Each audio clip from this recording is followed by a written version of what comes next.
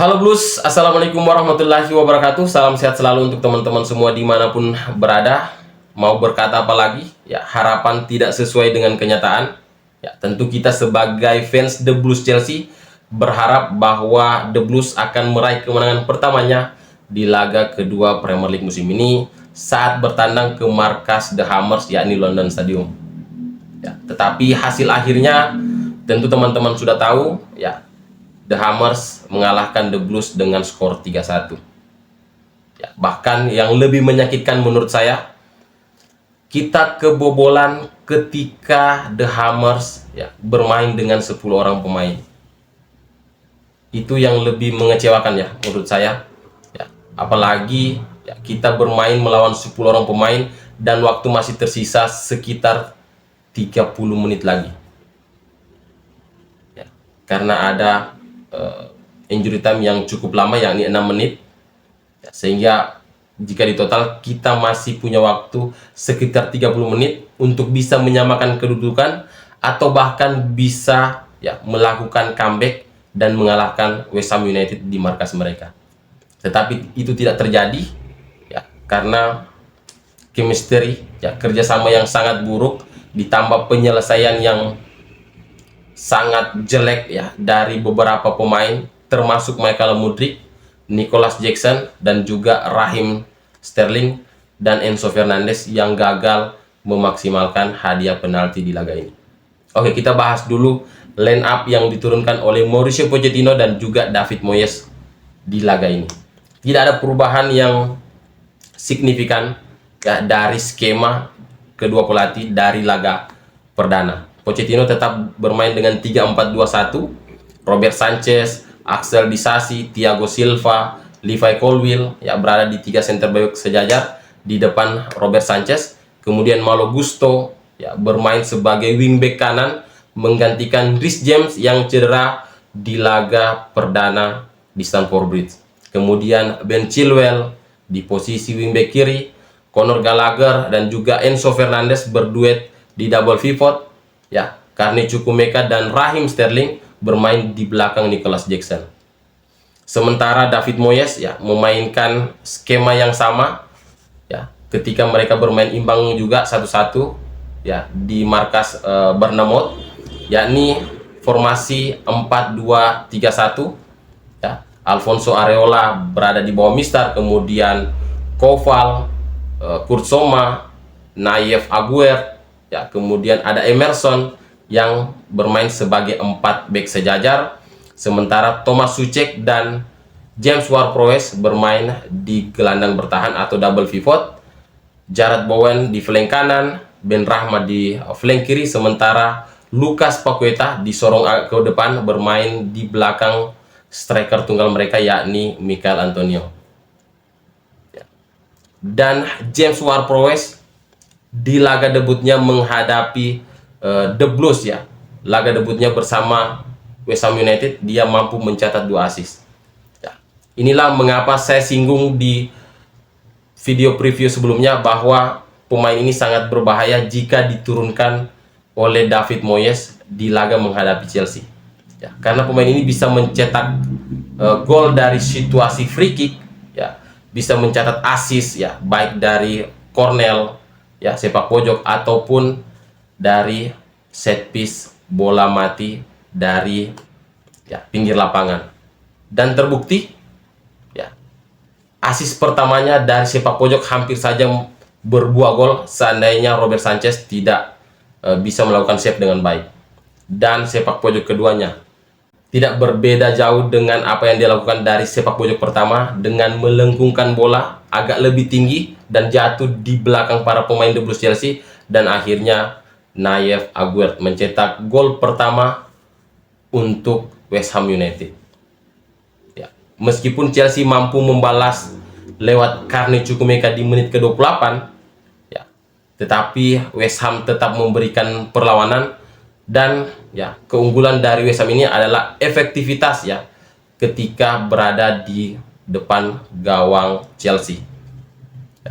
Mereka hanya menguasai sekitar 24% possession, tetapi mereka mampu mencatatkan 6 shoot on target. berbanding terbalik dengan Chelsea yang mencatatkan 17 tembakan percobaan dan hanya 4 kali mengarah ke gawang West Ham.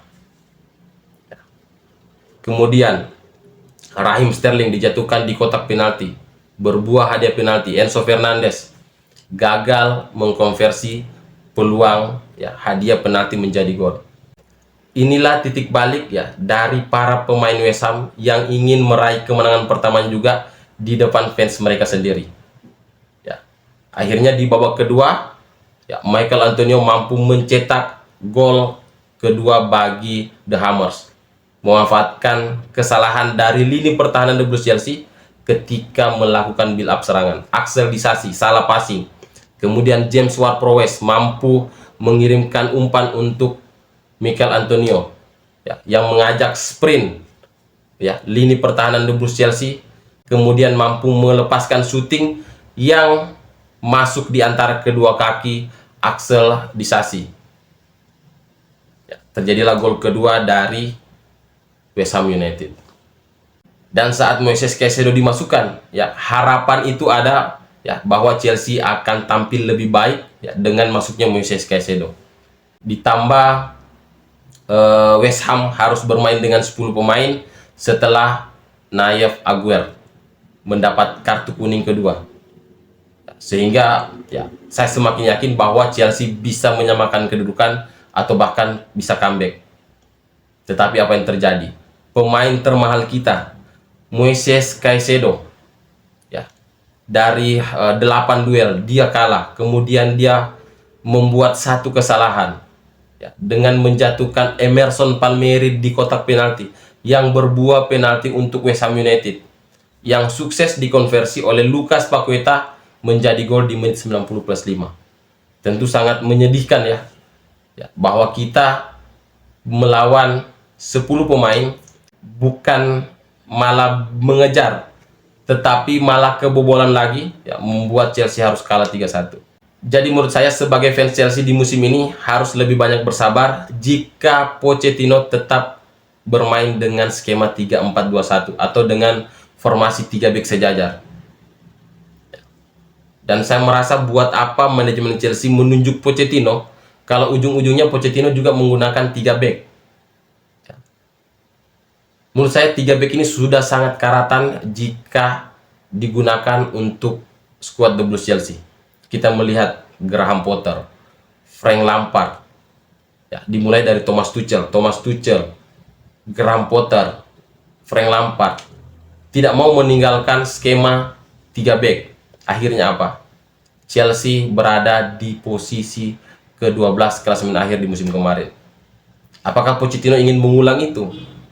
Padahal di pramusim kita bermain sangat baik dengan skema 4-2-3-1. Dan menurut saya kesalahan dari manajemen Chelsea meminjamkan Cesare Casadei, Angelo Gabriel yang sudah mulai terbangun chemistry-nya dengan para pemain The Blues Chelsea yang lainnya. Conor Gallagher, Enzo Fernandez, Cesare Casadei di tengah, Angelo Gabriel, Ian Maatsen, Michael Mudryk, Nicholas Jackson. Mereka semua perform di pramusim. Tetapi ketika Pochettino bermain dengan skema 3 back sejajar, 3-4-2-1, kita lihat apa yang terjadi dengan skuad The Blues Chelsea saat ini.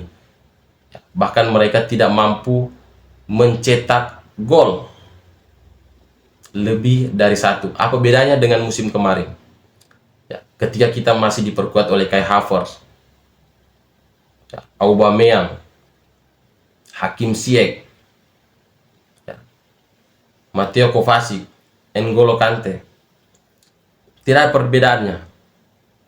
Tidak ada perbedaan signifikan dengan apa yang terjadi musim kemarin dengan musim ini.